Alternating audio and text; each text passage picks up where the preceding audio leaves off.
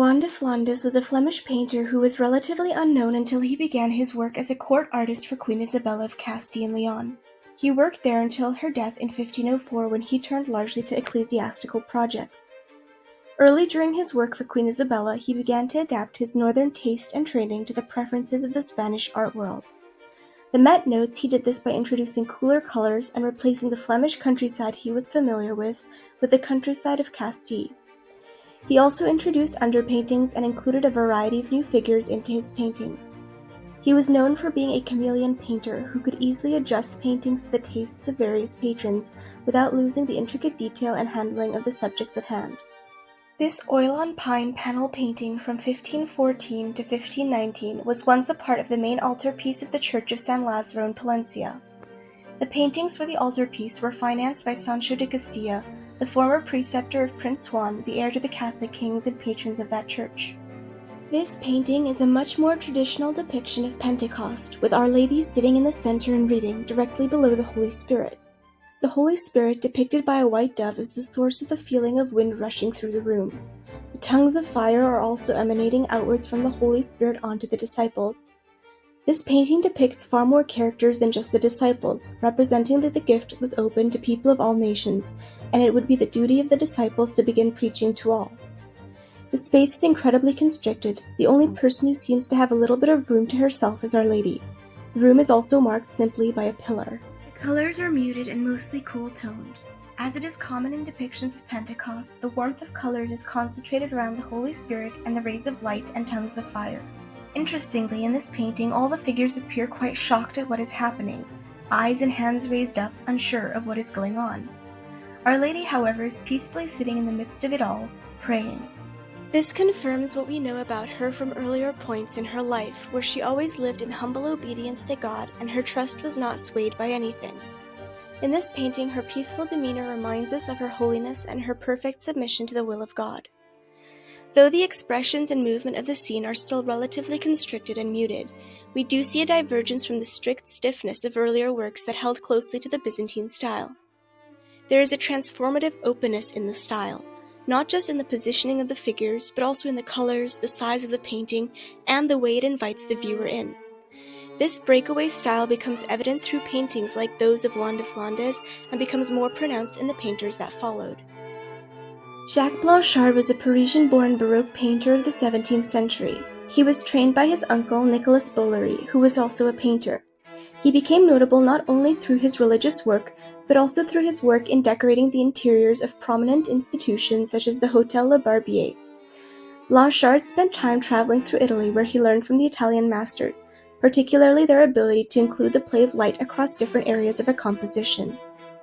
This painting, one of the last to be completed by Blanchard, originally hung in the chapel of the baptismal font of the Notre Dame in Paris. This painting is an incredibly dramatic diversion from the previous two works we looked at. Right off the bat, the spacing of the painting is much larger. The upper room has become a large court, with ornate Greek-style details towering above the figures. The crowd present is way beyond the 12 apostles and Our Lady. The painting has a much grander feel than the two we've looked at before. We've departed from Pentecost being portrayed in an intimate setting to a populated one that also hints that it is a much larger event than what is seen in the painting. This painting is also unique because the main figures of the painting are all turned away from the viewer, almost completely. With the exception of Our Lady, our attention is drawn elsewhere. Our Lady is seen from the side, but her attention is also drawn away, though her hands have the similar element of being in a prayerful position as in the painting by Juan de Flandes. In this painting, the central figure could be St. Peter. His open and confident pose could be a hint at his preaching after Pentecost, which converted many. On his left, kneeling down on the ground, could be St. John, as this figure is noticeably younger than the rest. The tongues of fire are emerging from the top left of the painting, with what appear to be small clouds, referencing the rushing wind. The tongues of fire are not yet resting on the apostles. At the end of our analysis of a few different paintings of Pentecost, we come to this masterpiece by Jean Restout the Younger. He was a pupil of his famous uncle, Jean Jouvenet, and he was admitted into the Académie Royale in 1717. Restout, unlike the majority of his contemporaries, did not travel to Italy. Instead, he studied alongside his uncle and also perhaps Nicolas de la Ragelier. Once he became established by the 1720s, he established his own studio with assistants and pupils, occasionally attending the drawing school at the Academy, where he was also a professor of drawing. According to Christie's, the influence of his family background probably led Restout to specialize in religious paintings, and most of his commissions came from monastic houses and churches, continuing the restrained French version of the Counter-Reformation style that had been developed by his uncle, tempering it with keen observation. This painting, completed in 1732, was originally intended for the Abbey of Saint-Denis outside Paris. This painting imposes itself upon the viewer. Through its dramatic Baroque elements, it elevates the grandeur and perspective of former depictions of Pentecost to a whole new plane. The Blessed Virgin Mary and many of the apostles are placed on a platform above the viewer. In this way, we are naturally placed lower, and our gaze as the viewer is drawn up immediately to what the apostles are observing. In the top center, rays of light descend. Clouds fill the room as the rushing wind and tongues of fire fall down onto the figures of the scene. The Blessed Virgin Mary is standing tall, again confirming her confidence in God and submission to His will. The other figures display a variety of emotions and reactions to the event. Some are crouched in prayer, heads bent down in humility. One is turned away, and others have fallen back in awe of the event. Overall, the tone of this painting is intense and dramatic, theatrical and powerful. There is intense movement in the scene. The Roman-style columns shooting up on either side of the painting contribute to the feeling of grandeur, making the viewer recognize how minuscule and powerless he is and how great God is. The painting was originally larger, with the Holy Spirit depicted as a dove at the top. However, at some point the painting was damaged and cut into the composition, missing this element that exists today.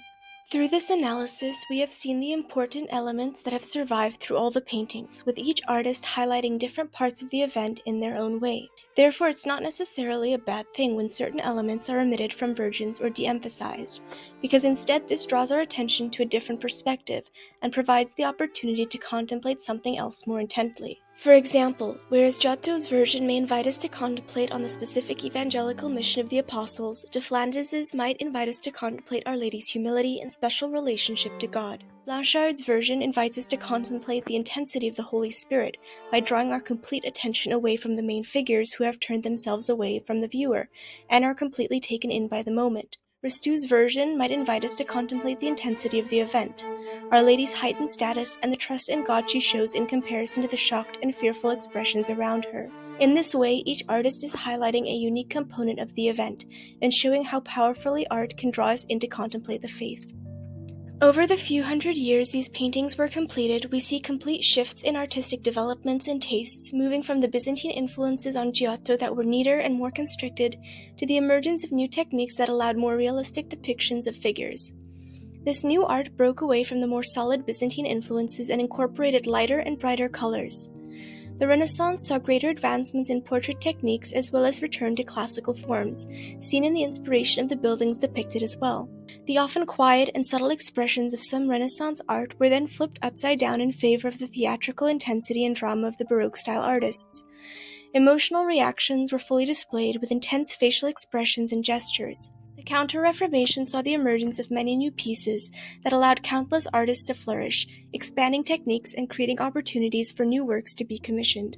To summarize our analysis, early paintings focused on intimate but powerful depictions of the event, highlighting the intensity of the moment and the closeness of the community of believers. As the Renaissance emerged, greater focus was given to human expressions and dramatic poses. This created a more dynamic scene. By the Baroque period, paintings became increasingly theatrical, with greater flexibility with angles, giving a grandeur and drawing our attention to our littleness compared to the power of God. These paintings have a greater sense of movement and interplay between proportions to heighten the emotional intensity of the event. Thank you for watching. Please like, comment, and subscribe if you liked this video, and let me know which painting was your favorite in the comments below. See you next time!